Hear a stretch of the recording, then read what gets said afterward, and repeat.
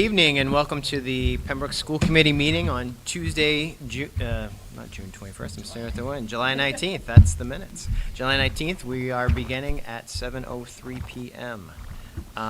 We'd like to thank and welcome our guests this evening. We do have an adjustment to the agenda. Yes, under my report, we've added consideration for approval for the school year 21-22 clubs and advisors. This is generally something we will do in the fall when the clubs start up, but that's the right pronoun, missed it when we spent our time talking about the fee. It never had you approve that, and what the purpose of that is that for those folks that serve in the role as the advisor, it needs to be acknowledged at a school committee in order for the stipend associated with the club to be retired. Great, thank you, Erin. Communications have been done. We've approved the bill schedule. So we are, and a reminder to our community, members of the public are welcome to join us at North here for our live meetings, as well as you can watch it on Comcast Channel 14 as well on Pembroke Titan TV. Any questions that you have can be emailed to scinfo@pembrokek12.org ahead of the meeting or during the meeting, and we will respond as we can. With that, do we have a motion to approve the school committee meeting minutes of June 21st, 2022? So moved. We have a motion. Do we have a second? Second. We have a motion by Mike, a second by Sue. Any discussion? All those in favor? Aye. Any opposed or abstained? The ayes have it. Thank you. With that, we will move to the superintendent's report. Do you want to skip number Oh, sorry. No, we don't. With that, we'll move into the discussion on the superintendent's evaluation format and timeline. Who's the last one? I think that was the last time. Yeah, Yes. it was in the last time. Yep. So we don't have our packets before us. We will skip this one, move forward to superintendent's report. Sure. So the biggest and most exciting piece of my report is the FY22 budget closeout. So in your packets, you have the documents that I generally share this time of year. There's a memo, just kind of outlining the budget pieces as well as a couple of Excel spreadsheets with a little more detail. I am going to go over the memo for you all. So again, our FY22 adopted budget was $35.5 million. As of June 30th, we had spent $31,709,928.40. That leaves a balance of $3,790,071.60. From that balance, we have our 3 summer payrolls, so check dated 7/19, 8/2, and 8/16 that still need to come out. That's $2,225,912.67. And then we have open purchase orders, so these are items that were ordered or prepaid tuition that the bills had not been paid as of June 30th. That rolls into the coming fiscal year, so that the total for that is $1,391,564.43. When all of that is said and done, the remaining balance in your FY22 budget is $172,594.50. Again, my recommendation to you at this time is that we transfer that balance to the Stabilization Fund. The Stabilization Fund was established at the October 21st town meeting. It is an opportunity for us to put dollars aside for unforeseen sped costs that come up over the course of the fiscal year. I do think we do as much pre-purchasing of tuition that we can as we start to draw down at the end of the fiscal year. We're able to buy a quarter of sped tuition or a year's worth of sped tuition at a collaborative, but not all of our students are in there for replacements at the time that we're doing that work. So having money in the sped stabilization also allows you a little bit of flexibility if there are to be changes in placements over the course of the school year that we hadn't necessarily budgeted for. That transfer would have you leave you returning nothing to the town for this fiscal year. But from the 2021 fiscal year, so FY21, we have $49,969.63 in unspent POs or payroll from the previous year. So that was purchase orders that we had rolled to this fiscal year that still had a balance on them. That money automatically goes to free cash. There's no conversation about the use of that money. In your packet, I did give you the breakout of what those purchase orders were. There are 2 that stick out. There's one for Arnold Refrigeration, I think for $16,000. That was for a split unit in the IDF room at Pembroke High School. We have changed through the bid process our HVAC contractor, Arnold Refrigeration, I think Bob Arnold actually retired, which is great for him. So that purchase order was never realized, and then there's, I think, a $14,000 purchase order from Dell for licensing. They are not billing for the licenses for last year, so there's been there's been 2 years where they have given districts forgiveness because of COVID and technology costs associated with that, so there's no bill associated So with that. there's no So those are two bigger numbers. These are uninvoiced POs, Right, yeah. so those are, normally there's some, 50, 100, some change left on a purchase order when you're closing it out. Those are 2 big numbers. I don't like to see that because it looks as though we weren't sure of what we were doing when we rolled it forward. So I do just want to point out that those are 2 larger numbers than we would generally have in there. But the total going back to free cash is $49,969.65.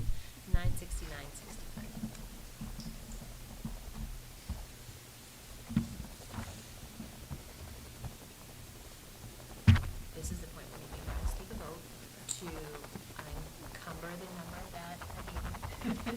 And you have to take a separate vote for this bed stabilization because that was the second step, so. Okay. So do we have a motion to encumber the funds for $3,790,071.60? So moved. We have a motion. Second. And a second. So, I think you want to amend that for fiscal year Oh, sorry. 2022 expenditures? So the number that you're encumbering is the $3,617,000 down the bottom, into FY '23, and then the second vote would be the balance of the 172. Okay. So do we have an amended motion to encumber the sum of $3,617,477.10?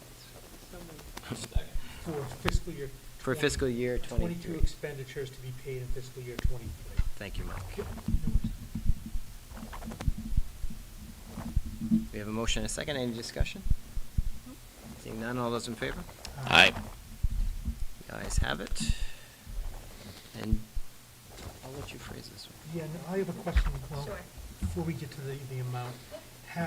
Are you in any discussions with Bill about that amount? Were they counting on anything coming back? No, so they're not counting anything coming back. He was Okay. actually surprised by the $49,000 that we're receiving from previous. Previous. Got it, That was okay. gonna be closer to 20, so. Okay, so if that's the case, so move the sum of $172,594.50 into the special education stabilization account. We have a motion. Do we have a second? Second. Motion and a second. Any discussion? Oh, Yeah, I do. Yep.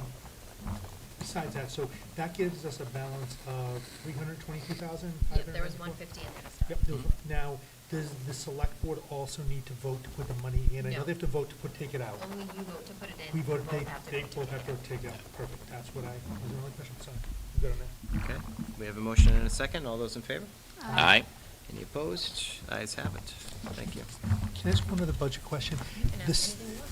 Thank you. The state finalized the budget the other day. Mhm. Was it yesterday? It might have even been yesterday.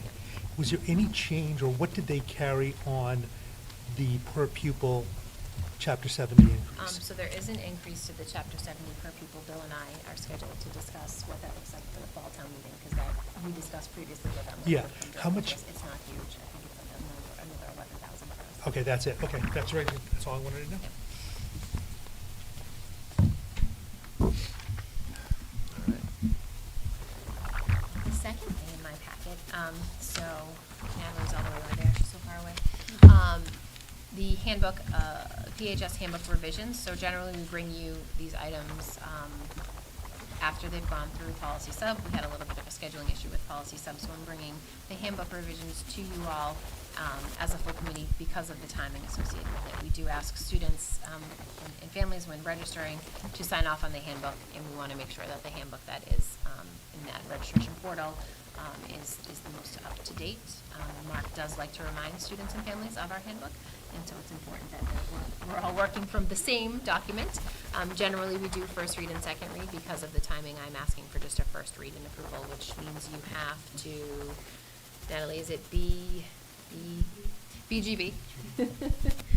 You have to put that in abeyance, policy BGB, in order to do it as just a first read. In your packet, you do have the handbook revisions.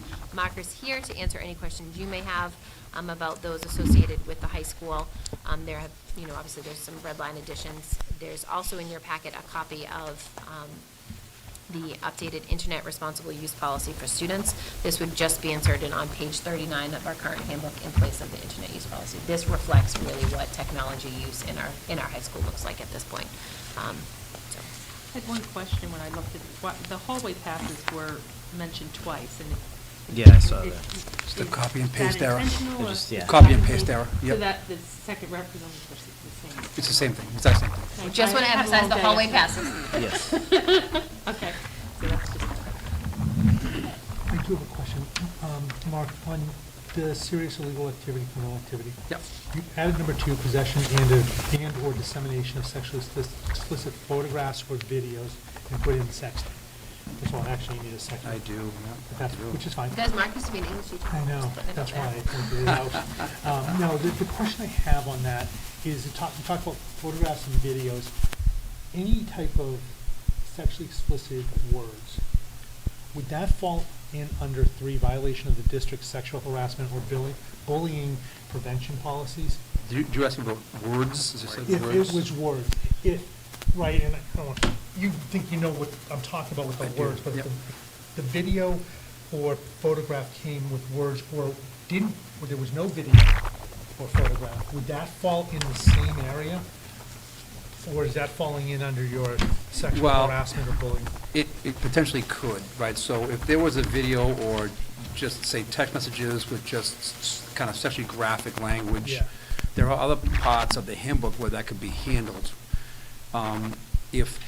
If it was persistent, if it was habitual, we could look to do a sexual harassment investigation. That would be Jess and Mike Murphy. And so the reason for that number 2, where we added it there, was because it actually is a paragraph that we added in the handbook Yep. like 2 years ago. And then we never really linked it into there was just an oversight, right? Get it, and Okay. I know the whys. Okay, all right, okay. Good on the whys. Yeah. My question is if it wasn't a photograph or video and was words, meaning sexually explicit language, is that fall in the same category, or does it follow a different path of discipline? The answer is both, right? It could, on the. So as long as there's a yes in there, Yep. I'm Okay, fine. That was- yes. Sounds like you're worried about being covered. Right, so I wonder if you Mark is changed saying it yes, it would be. to, That's what I Yep. was trying to get to. Yep. to sexually explicit content. Instead of photographs or Which is, I think is fine, yeah. And you I could just add Content content, comma, including- photographs, yeah. Yeah. Yeah. including but not limited to, because you've got to stay one step ahead of the technology. Correct. Sure. Sure. And Mark, with the extended detention piece, Yes. there was a change in the day. I just was wondering what the why was behind it, and the rules, it notes that they're as follows, but they're not really shown, so I. Only because there's no That's- change to Because those. And that's what I was assuming, but, Yep. you never So the reason know. for the day change, believe it or not, was because back in the days of cohorts, when we were on every other day schedules, we changed it. It used to be Tuesday and Thursday. We went to Tuesday and Wednesday so that if you were in cohort A versus cohort B, you would have a day for that 3-hour detention to be served. And Dave and Kristen just said it works, let's just keep it that way. And so I just wanted to have some accuracy in the handbook is all. Yeah. Okay, one more question? Sure, I'm yeah. really sorry, but you're Yeah. used to me now. Where we're talking about the violations of the code of conduct and referencing sexual harassment, bullying in the F section, but then in the D section for serious behaviors, on item number 8, you also reference back, look at sexual harassment, see category F. I got confused, like, is it in both categories and there are different degrees of it, or, because it's in section F, item 3? Yep. But then in section, or in group D, serious behaviors, it's also referenced in item 8. So I- we put that there parenthetically just to make a distinction. In category F, this is for students where there has been an investigation, right, into sexual harassment, a formal investigation, a complaint that was lodged with the district, and Jess and Mike would take that over. and any student who was found to have violated our sexual harassment policy, then we wanted to have a code of conduct violation to match up with that, which we don't have right now. This one in category D, in group D, is more just the annoyance that just, he's bothering me kind of stuff, not so much a formal Okay. sexual harassment complaint. And that's kind of what I put in my notes, but I wanted to. And we saw the word harassment in group D, and we wanted to make sure that anyone looking at that, they would say, okay, well, there's something different if it's a more formal sexual harassment complaint. That's why I put that there parenthetically, just to keep everyone aware that there's a different level of that. Thank you. And then, last question, the decency standard.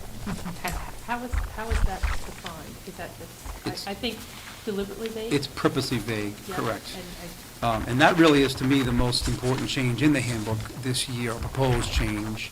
The dress code, and again, I'm part of that social principles group, so it's been a topic of conversation for about 3 years now, to try to make the dress code less gender-specific. A lot of the items about length of clothing appeals to females, and we want to try to make that kind of gender neutral. And And we so, made these changes to the middle school handbook last year when it came to dress code. There's Yeah. such a memory issue I have, so thank you. and so what we're proposing is to put that, what's appropriate for school is a really student-family decision, that the family is on board. That's kind of what we're running into. And so what we're just asking is people keep the common decency standard, which is vague. It is vague. But, I think, well, I would hope that we can agree, generally speaking, what is considered to be indecent when you're in school. And I'm happy to have conversations with families on a case-by-case basis if it comes to that. But we wanted to get rid of it must be 3 inches above the knee and whatever, or 1 fingertip or whatever it is, and the shoulder No shiny straps. shoes. Right, that kind of thing,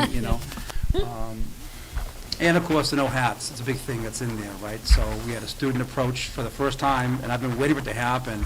A student approached me as part of the civics project that was now in all of our history classes. And he wanted to talk about the hat policy and why we weren't allowed to wear hats. And so we had a nice conversation about that. He joined the handbook committee, and so I'm on board. I mean, hoods, I think, is different, and we're going to still ask students to take their hoods down, but wearing hats in the building, I think with the staff's on board, the students are on board, and so I'm on board with that. And just a quick question about you're all set, right? Just quick For now, she question. reserves the right to go back. I reserve the right to follow up because it's what I do. So the bulletins and announcements, did we not have a moment of silence before and we're adding it? Is that the case? Or is It's it- always been in place. It's just not. The reason why we looked at that was because we don't do them in the morning anymore, right? We record those using Screencastify in the morning, but we broadcast them, teachers broadcast them during the lunch block. Okay. So I was just, again, looking to be accurate, but while we're at it, the moment of silence was not in there in our handbook. We do every morning, we pledge a moment of silence, so I was just putting it in there so that it's Oh. just more accurate reflection of what we do. Okay, so nothing really has changed, it's Correct. just sort of like. This is not updated. morning announcements, what it said Seemed for to us just this be a morning. restructure of the words. Yeah, It's I'm just a just restructure. cleaning it up so it's more accurate. Same thing with the holiday passes. No one carries the paper pass anymore. The kids scan in with a QR code, so they're not carrying a pass. Yeah. So we're just trying to make it more accurate. David, questions? No, I'm good, thank you. Mike? So I'll make a motion to temporarily suspend policy BGB and consider for first reading approval the PHS student handbook revisions as amended. We have a motion, do we have a second? Second. We have a motion and a second. Any further discussion? Seeing none. All those in favor? Aye. Any opposed or abstained? The ayes have it. I'm going to go slightly out of order if that's okay, because the surplus materials is pretty easy. So in your packet, you have a letter from Principal Murphy at Habermock outlining some surplus materials. There's some furniture and some curricular materials to be deemed surplus. You'll remember that we do on every occasion try to sell back any curricular materials to the publisher. Oftentimes, they are not interested in buying them because they're out of date, but we do occasionally get some funds for them. But when you are deeming items surplus, it is for us to dispose of them in the means that we see best fit, so that can include recycling, donating. If there was something we'd be able to sell, we'd be happy to sell it. But that's up to us once you guys deem them surplus. Move to authorize the superintendent to declare surplus the items as presented. We have a motion, do we have a second? So, second. Motion and a second, any further discussion? Seeing none, all those in favor? Aye. Any opposed or abstained? The ayes have it. Nobody wants the 2000 CD player from JVC. Would go great with my VHS player. It's retro. In your packet, you also have a list of the school year 21-22 clubs and advisors from both the middle school and high school. Again, this is a housekeeping issue that we generally take care of in October once the club fairs have been held and student interest is shared with the building to decide which clubs to be run. We just never did it in October, so I'm just asking you to approve the 21-22 clubs and advisors since they did already run this past school year. Do we have a motion to approve advisors as presented and clubs? So moved. We have a Second. motion and a second. All those, any further discussion? Seeing none, all those in favor? Aye. Any opposed or abstained? The ayes have it.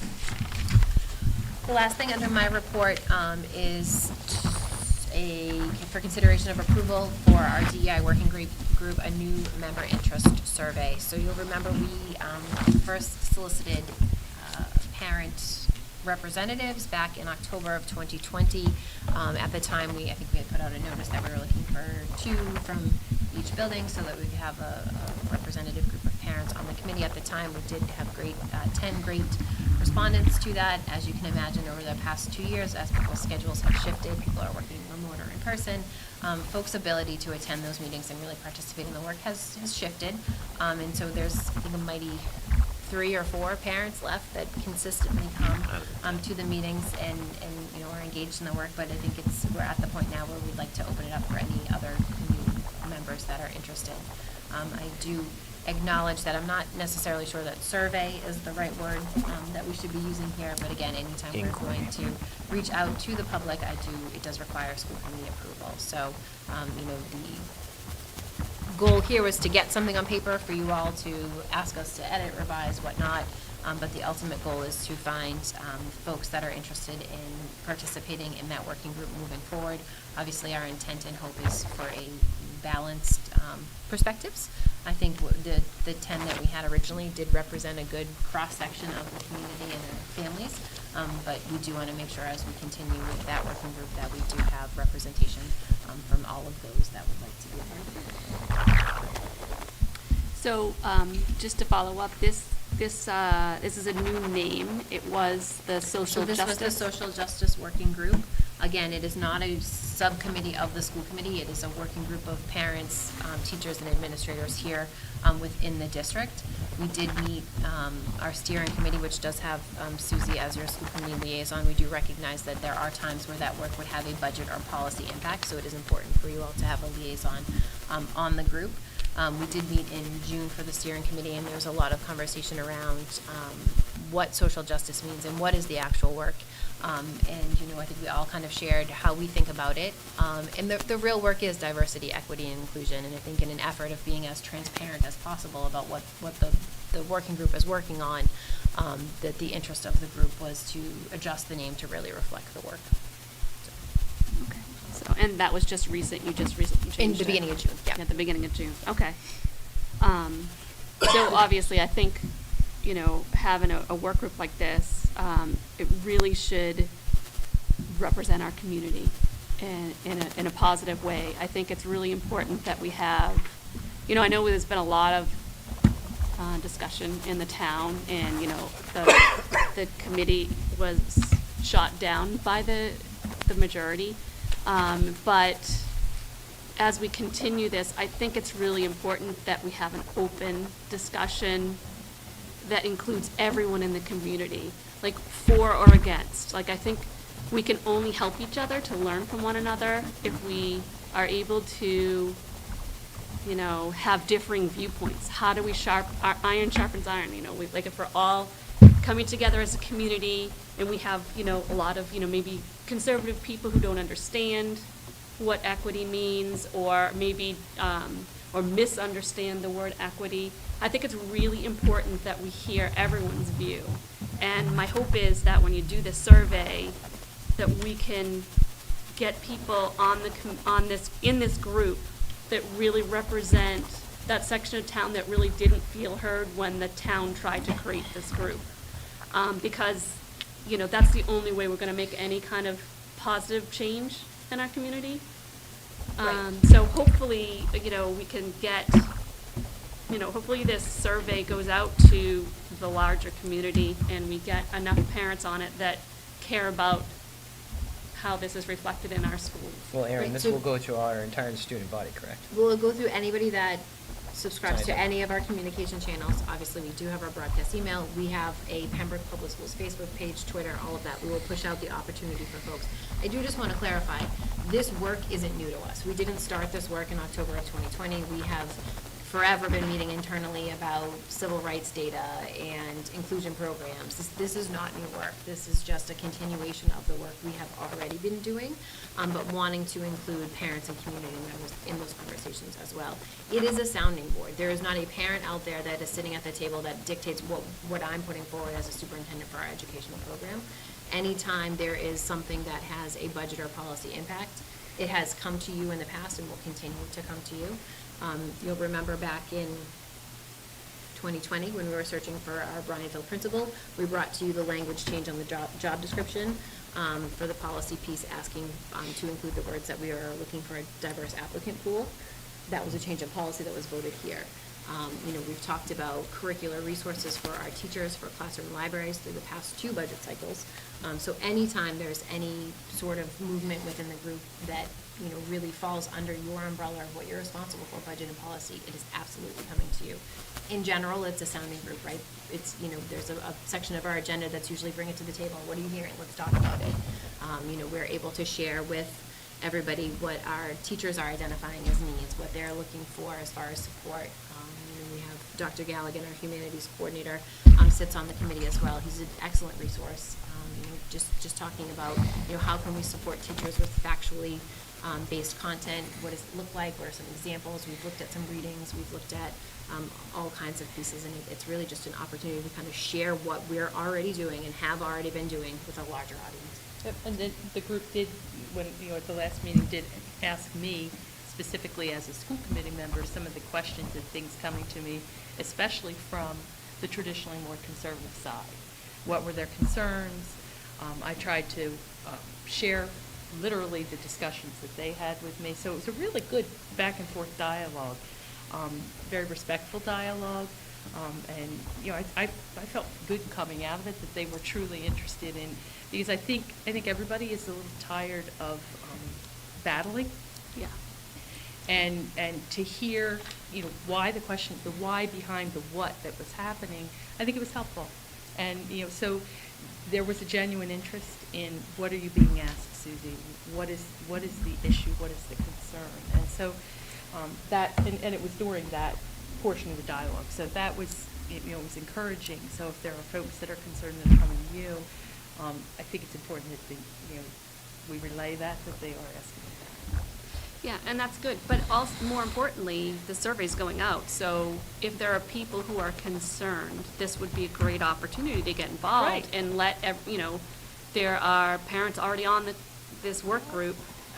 It would be really helpful to know how all of the community feels, so. Absolutely, encourage them to. Right, and for look people that this. can't make a commitment to a working group like this, we did talk about the focus groups, which is a smaller time commitment, and one of them having more of a DEI focus, because this does become, between the steering committee, the subcommittees, this does take a few hours a month, and that's a lot to ask of people that have full-time jobs and commitments with their kids. But I want folks to know that if you're not able to do this, that we are having other opportunities for folks as well. Yeah, so a couple things. First of all, Sue, I don't know if anybody disagrees with diversity, equity, and inclusion at the purpose. I think people have a difference of opinion on the role of government and the role of it in education. So I think that's pretty important, because sometimes people say, if they have an opposing view, they're viewed as not having feelings towards, or not wanting to support where you're trying to go by having a diverse community, by having equity and opportunity and being inclusive. Because we tried to work on pieces or all over my 20-plus years of this, and we've spent a lot of time, when you look at inclusion, you've spent a lot of time, especially in the special education space, to try to make it a more inclusive environment for students. So when I don't want to hear, something pretty rush. It's not that, because I don't. hear that. No. Wow.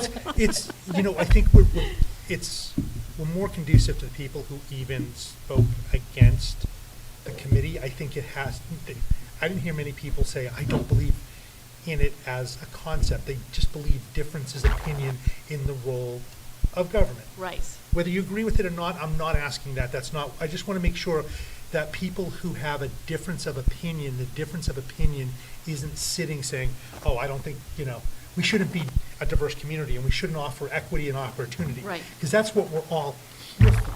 We're trying to give students, children, an opportunity to become the best person they are. That's ultimately what we're here for. So when I heard that, I think we're all on the same page as far as that goes. The question is, I think there's differences of opinion on how that gets accomplished. That said, trying to get to people so it's a balanced discussion, so you can get to, I don't want to even say compromise, because compromise isn't always the middle. Compromise can be one side or the other, but at least get people listening to each other. I don't think you get it out of this document. Because when I looked at it, I was kind of looking for what's next. Because number one, it didn't tell me what is being asked for. So I don't know what skills for. Just write name, address, for people who haven't seen it. Phone number, I'm up where you are in the community, parent, community member. That's a and good then point. I'd like to work with it, why. Yeah. And we're not saying we're looking for people who have this skill or that skill. That's first thing. Second thing is, what's the goal of this, right? What's the goal and what is the group? And I know we've been presented as early as, what was it, January of 2020 or January 20? March of 21. was the 21, first, when we brought thanks. you the goals, the mission, and the It was strategic COVID, so working we plan. were remote. I had to Yeah. remember what I wasn't part of the COVID was. committee yet, so. But we were talking then, and we got our first update there, and I think things have changed, which is all okay. But I think to me, and I know there's going to be verbiage around the email that the wrapper for this, but I think number one, we should say we're looking for balanced points of view. We're looking for people who are looking to understand the role of education in this. Understand that budget policy come to us.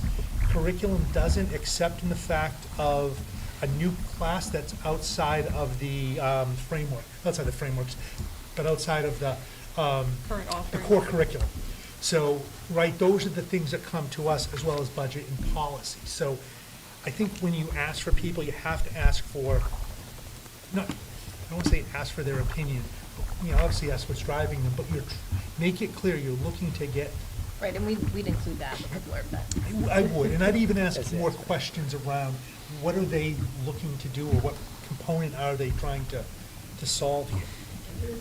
There is a cover letter that goes with this that explains some of that and identifies a standing meeting time and things so people can make a good decision. Oh, that would be Explains the group a helpful. little bit Right, more. when they can fit that into their schedule, but they neglected to send it along to the rest. That makes sense. Yeah, which is fair. I think we're just, again, trying to get to getting opinion and feedback to become better across the board. I understand there are different opinions on what better looks like. I understand, but until we can have a conversation, it has to be a conversation or a dialogue, we're not going to get any further than we are today. Bottom line. Well, and I think we can all agree too, Mike, is I think we've tried really hard as a committee to make sure, one, we're transparent, and two, it is an open dialogue, right? And it's respective opinions and ideas, and we work towards our common goal of providing the best education possible for our students. And I would hope that this working group is no different in that, and that mission continues on through that process, right? David, thoughts?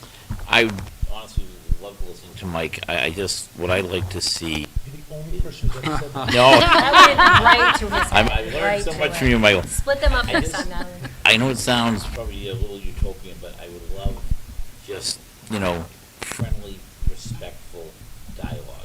Yeah. Unfortunately, Sue made the comment, I see this town so divided, and Pembroke is such a wonderful place and a great place. But, there's still, some people will not respect another person's opinion. I'm not saying you have to agree with it, but at least respect it, at least give them a chance to air it, and don't shut them down. Like, I'm not listening to this, or vice versa. I think we have to be open, respectful, and friendly and neighborly, I guess is probably a better word I'm Right. looking for. is Like, we've lost We want a the better neighborly- Pembroke, we want a better Pembroke Public Schools. Yeah. We want a better community, and I really feel a lot of times you go to a town meeting, and it's that side of the room against that side of the room. Right. And it's like Hatfield and McCoy, and people are afraid to say anything. Right, and we've shared with you in the past, and it is part of the cover letter, that the initiative that we've selected moving forward is celebrating community. There we go. And that's, it's really about bringing people together, celebrating what makes us unique, what brings us together as a community of Pembroke Public Schools. Obviously, that branches out into the larger community, but, I hear what you're saying about respectful dialogue. I just want to be very clear that every meeting we've ever had has been 100% respectful. The space is a safe space. People say what they're thinking, they say what they're feeling. Good. There's ground rules that are associated with the work that you do, because you want to be able to speak freely as you're talking about some of these issues. So, the work those that we've worked with thus far, everybody has been excellent. So the fundamental question I had when I looked at the document to go out is, what if you get too many? What if you don't get enough? The Or what if selection you don't get process. balanced? Right, so Yeah. when we did it the last time, we did, if there was more than 2 folks that came because we did by building to get 10 parents, we did it by lottery and literally just pulled out of But the how hat. do we We get- didn't get a ton of which I responses get. that time, No, so it which I wasn't get. so bad. But that doesn't necessarily How do you get lend ba- itself to a balance. Yeah, how do you get balance? I think back then I don't think things were as polarized when we began this work. I'm not sure we were as concerned about balance, there wasn't as much of a deep divide as there is now. That's a very good question, because, do you want people to write a manifesto of their political beliefs, or how do you go about determining what the balance is, I think that we have somewhat of an idea based on, the families that we work with, but that's a little tricky to figure Because, out the balance. the first word here is diversity. We're trying to get diversity in thought. Right. Yeah. Because people want to solve the problem differently. You can't solve the problem if you don't have all, Right. at least some sides represented. So how do we get that? And I guess maybe it's somewhat rhetorical, but I'd have to bring up the question now, because we'll never get to it. But how do we get balance is my question or concern out of it. How do we get people to actively engage and not feel it's not going to be a place where, if they're the contrarian in the room, they're going to get shot down. Because sometimes, the contrarian view ends up being Right, it where we sharpens should go. everybody's thinking, Yeah. Right, So- and it, just for kind of the ins and outs of the group, we don't vote on things, it's No, I really understand. it's really conversation. So I don't, you don't have to have 5 of one and 5 of another. It's really just about being able to share your experience.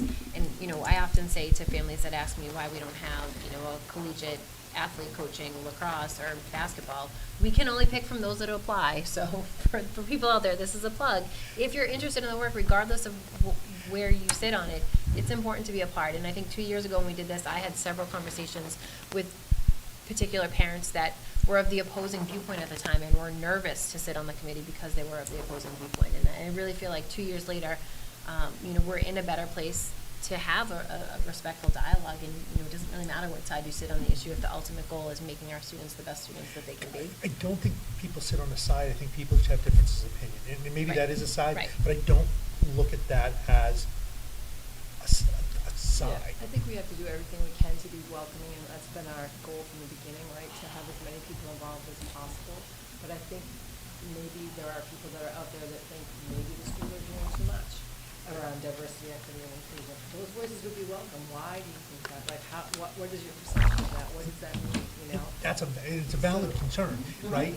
But sometimes I think when you propose a group like this, some of those people automatically rule themselves out. So our job is to really encourage people to feel that we want them to be a part of our community, to do this work with us, because we only get better at all of it. Well, all of those ultimately, this Exactly. group is an example to the rest of the district and the community, right? You would And hope. thus far, it's been a very positive group. So there's can been you- a lot of positive promoted from it. So with that said, can you just describe how because I've never been to one of the Right, meetings. can you What- give us a typical meeting? Give us because I think that might help people to understand. Sure. So I think in one of the documents that you have in your packet, so there's a larger group that's a steering committee that's made up of a sampling of the parent. There's 2 parent representatives, Susie, myself, Jess, Mary Beth. I think there's 3 administrators on that as well. And then there's subgroups. We really wanted people to be engaged in the work that was important to them. So the work was chunked into policies and procedures, social emotional learning. Off the top of my head, I can't think of the rest. And so people are in those subgroups. So those groups meet to talk about, what are the needs of our teachers. And so, we did obviously survey teachers about curricular needs and professional development needs. And those were brought to that subgroup that was looking at curriculum needs. And they talked about, where are our deficits in 5th grade classroom libraries, and talked about how we're looking at our materials and how do we get diverse perspectives and diverse authors and characters into the hands of kids so that they're reading books where they identify with the author or with the character, which was one of the goals that we had. So those smaller groups meet, and then a representative shares with the steering committee what that work has looked like. We do have in our budget money for curricular materials. We do have a policy review process that we go through if something were to come up from that group that, the committee really, the steering committee really felt like, this is a good change for the district, then we would propose that change to policy subcommittee. I would move it forward for that. So the meetings, the smaller subcommittee meetings are probably, an hour or so in length, and then we meet as a steering committee once a month. But I think a lot of it we meet internally all of the time, right? So I meet with Mike Murphy and Jess and Mary Beth and Dr. Galligan all of the time. But it's an opportunity for the parents to share their experience, what they're hearing, what they're feeling, and what they'd like to see. So I do think there's, a section of the meeting where we, bring it to the table, talk to us about what you're seeing and what you're hearing, and then we try to problem solve. How can we look at this differently? How could we do this better? How can we support a student or a staff member through something like this? I think one of the things that came out of it, Erin, that certainly rang true to me, and I don't know if Susie, you were there that time, but we were talking about the United basketball experience that the Unified district has had. basketball. Unified basketball Yeah. that they've had this year, and how positive that has been in bringing community together. And that's certainly one of the groups that we seek always to address the diversity of that group and to include that group in our work. And a group of parents who have younger students said, oh my gosh, we never heard anything about this. So it's just an interesting, so a lot of the work that we're doing, that we are pushing out to our high school or middle school, which is where those groups live right now, our elementary students and our elementary families didn't know anything about that. So it was just, there's ways for us to also communicate a little bit about some of the work that's happening in our schools that some people just aren't aware of.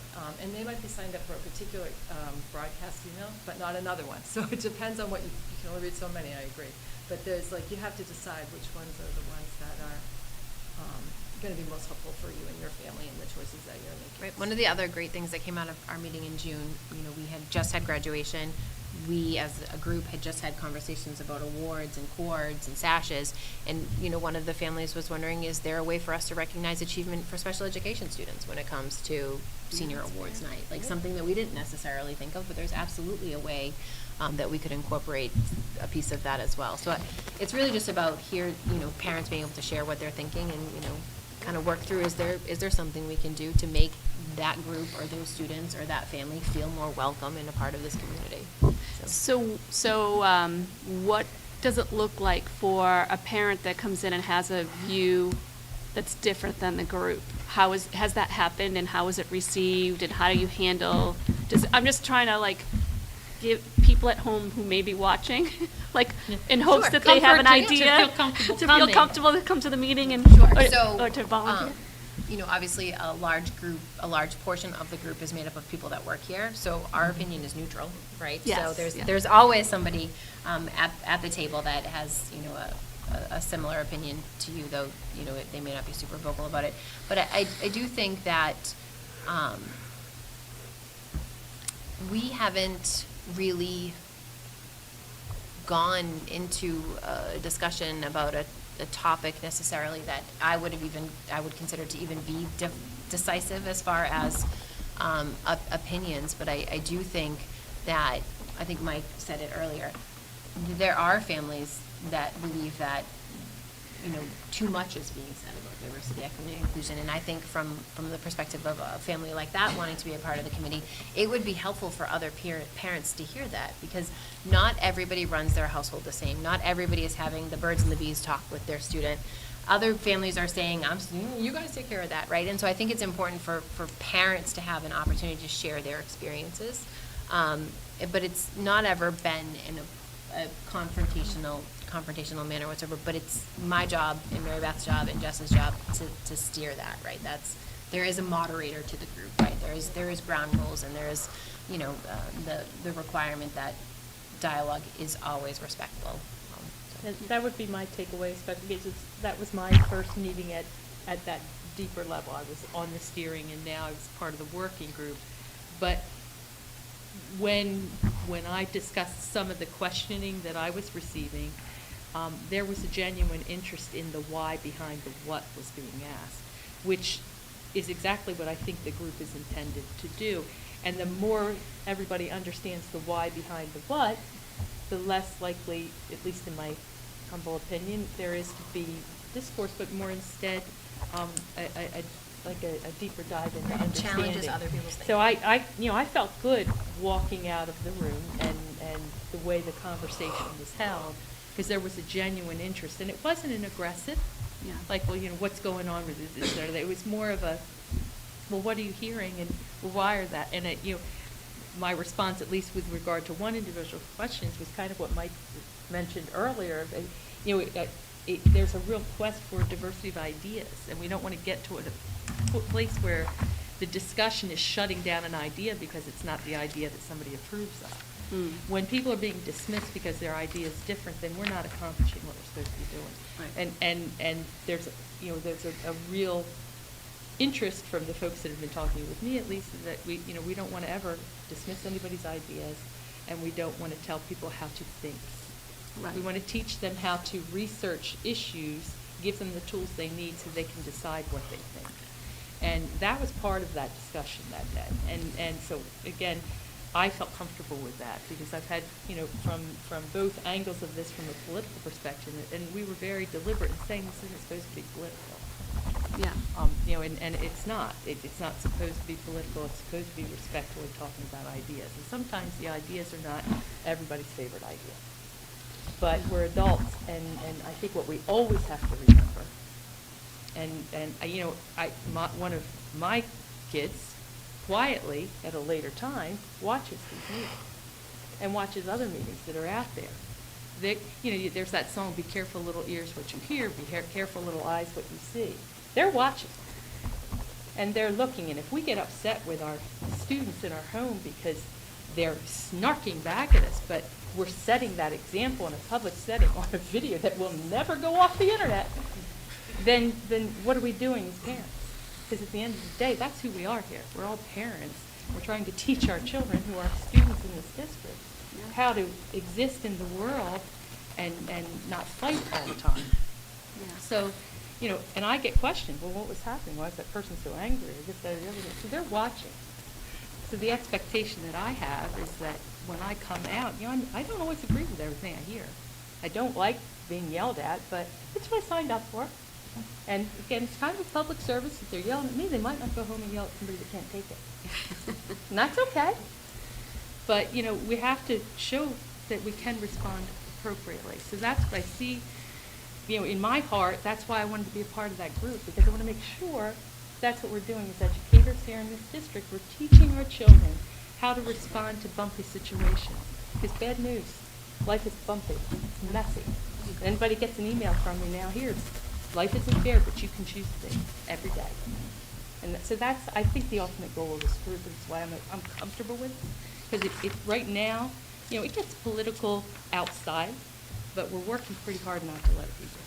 So that was my Is everybody takeaway. kind of comfortable with what the group has been Okay. doing, Yeah, where we're at with well, that? I honestly, I'm learning about it, so I would like to see it balanced. I would like to see, I mean, I feel like the group hasn't started really, because it hasn't been, we've had 2020 and, 2021, where the town was sort of on top of this issue. Right, and I But- think that's why we're in the recruiting process. Right, exactly. But well, before we move on, I do agree with Mike that it would be really nice to even see the cover letter that goes with this. Sure, I think and we all like- know that nobody is signing up for a group on July 19th, so I'm happy Yes. to bring you the. So I guess- like, And take there's not into enough info account, here. like, Yeah, the 'cause edits, yeah. I just want, what I'm trying Parents are to, watching. what I'm trying to get to is how do we send out something that is going, the end result is engagement Right.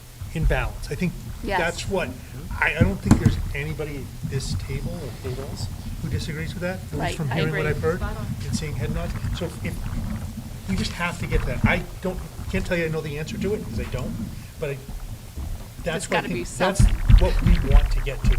Yeah. We agree? Yes. With that, I'd like to acknowledge our guest. If you would just say your name and then share Hi, with us. Brooke Musial. Thank you for letting me speak because I hadn't said that I was going to at first. It's okay. I just have a question. So I keep hearing this word balance, and I completely agree with that. I wholeheartedly support constructive conversations across differences. It's what I do for work, really. And I just want to know, like, where do we draw the line between balance and hate? Right, because there's been other school districts where people have argued that if you teach the Holocaust, you have to teach the other side. Like, I'm sorry, but I don't think there's any other side of the Holocaust, right? And so I definitely think balance is important on both sides, and there is the opportunity, right, for hate on both sides. And so, like, I would just ask, like, where do we draw the line? You want to, I mean, I'm happy to jump in. I think you're absolutely right. I think everything you just said, right? There can be hate from both sides. There can be people who, whatever point of view it is. So I think I'll tell you what I think by balance. I think it's respectful dialogue, sticking to what are the facts, right? Some people will dispute certain facts. You can't, I mean, I guess you can because people do. I can't dispute the Holocaust occurred. It's part of, as a civilization, our just bad history.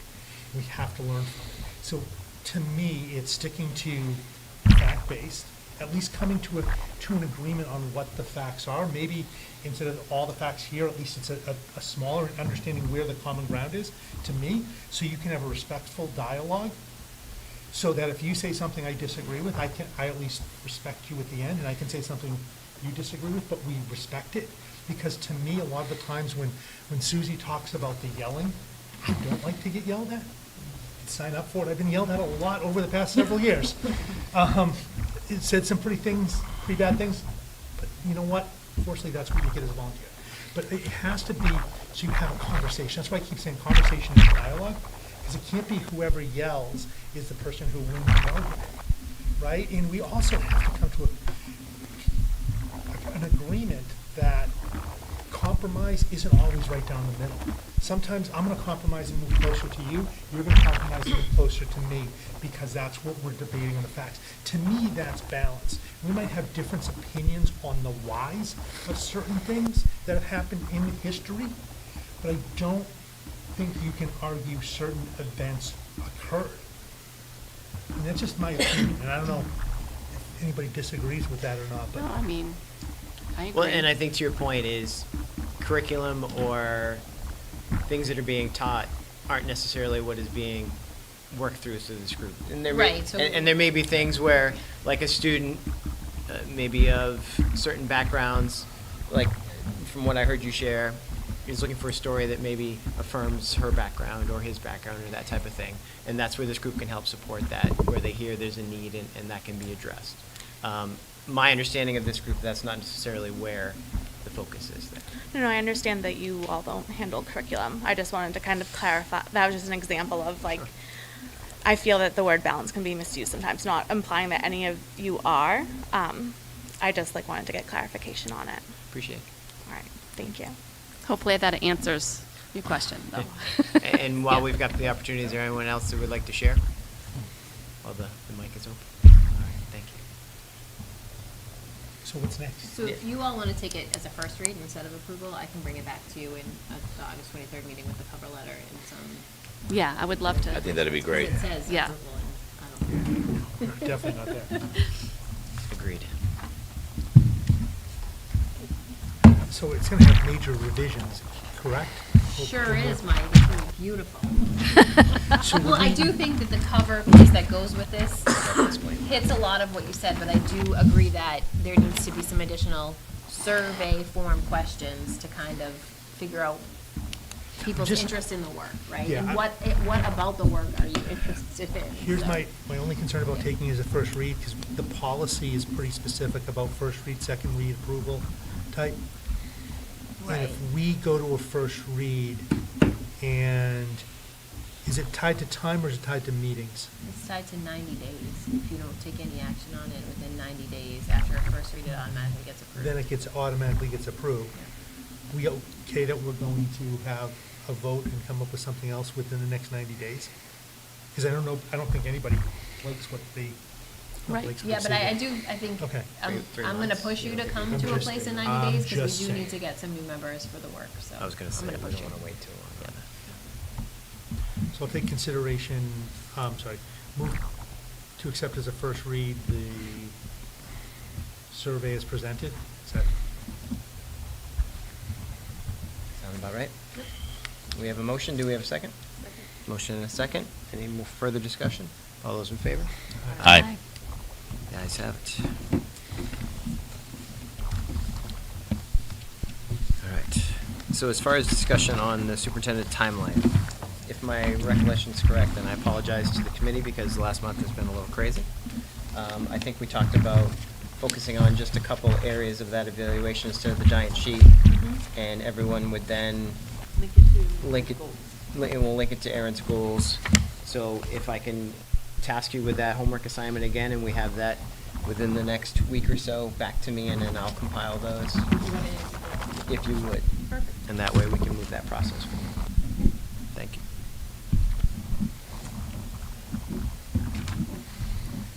All right, future meeting dates and topics. Right, so we're scheduled to meet on August 23rd. Obviously, a couple of the things we talked about tonight will continue that conversation on the 23rd. In addition, the building principals will be here to give you kind of an opening of schools update, because that is just a few days before our first day for teachers on the 29th and our first day for students that Wednesday, so. I know. We What do you didn't think? set September dates. I think the 1st and the 3rd is the We have- Tuesday we after have any Labor Day. constraint right? or- Oh, Okay. Do we have yeah. anything pushing us, or that particular time of year that calls us to need to be met? I mean, sooner I'd just than like to later? see you guys, but. No, but is there, between August 23rd and the beginning of school No, and that nope. process? So we could follow pattern after that, which is what? Which has generally been the 1st and the 3rd Tuesdays, so that would be September 6th and September 20th. 1st and the 3rd. Everybody comfortable with those at this point? 9, 6, and 9. All right, thank you. All right. All right, so with that, we will, 6th and the 20th. Yeah, Friday night meeting? Yeah, just you and me, David. Just- not yeah. nobody else. That's my TV night, no kidding. You good with those dates, Dave? Yes, thank you. So with that, I will accept a motion to move to executive session pursuant of Chapter 30A, Section 21A, Number 3, to discuss a personal service contract as an open meeting may have a detrimental effect on the legal position of the school committee, as declared by the chair. Second. Motion and a second. Any further discussion? All those in favor, roll call. All right, yes. Yes. Yes. Susie? Yes. And Sue? And I am a yes. Thank you, Folks, everyone. happy summer. Thanks, guys. Good to see you.